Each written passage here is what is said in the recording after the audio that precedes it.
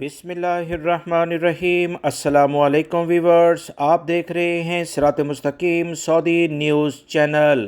ایک breaking news آئی ہے کہ دمام روڈ پر ایک ٹریفک حادثہ ہوا ہے جس میں کئی افراد کے جاں بحق اور زخمی ہونے کی اطلاعات موصول ہو رہی ہیں۔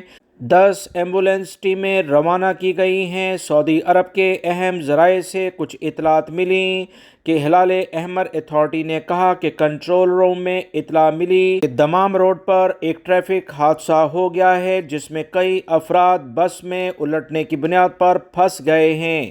بس میں کافی زیادہ افراد زخمی بھی ہوئے ہیں۔ فوری طور پر ایمبولینس اور دیگر اداروں کو بھیجا جائے۔ سعودی شہری نے یہ اطلاع دی تھی جس پر فوری طور پر متعلقہ ٹیمیں جائے وقوع پر پہنچنا شروع ہو گئیں۔ ہلال احمر اور دفاع مدنی کی متعلقہ ٹیموں کی جانب سے جو ابتدائی اطلاعات آئی ہیں اس کے مطابق ایک بس جو ٹرانزٹ ماس بڑی بس ہے وہ الٹ گئی جس کے نتیجے میں 2 افراد موقع پر ہی جاں بحق ہو چکے ہیں اور 9 افراد کے شدید زخمی ہونے کی اطلاعات ہیں۔ ان افراد میں کچھ کی حالت کافی زیادہ خراب ہے۔ جاں بحق ہونے والے افراد کی میتوں کو قریبی ہاسپٹل منتقل کر دیا گیا ہے جبکہ شدید زخمیوں کو متعلقہ ہاسپٹل میں داخل کرا دیا گیا ہے۔